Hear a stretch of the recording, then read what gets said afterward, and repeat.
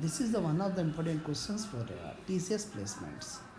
Here, x, y, and z are positive integers, and 31x plus 30y plus 29z is equal to 366. Then, what is the value of x plus y plus z? And the options are 10, 11, 12, and 13.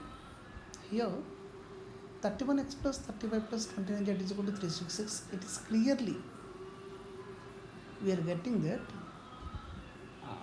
in a year we have three kinds of months. One month with 31 days, another month with 30 days, and another month with 29 days, which is a leap year. In a leap year, the total number of days is 3. So we assume that the year is a leap year and the number of days per year is 366. So here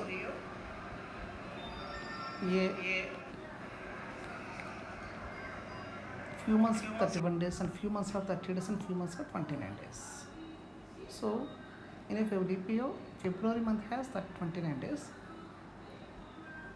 and 4 months have 30 days, and 7 months have 31 days. So 31 into 7 plus 30 into 4, and we are substituting the number of months in the place of x, y, and z. So that is the number of months which have 31 days is 7, and 30 days is 4, and 29 days is 1.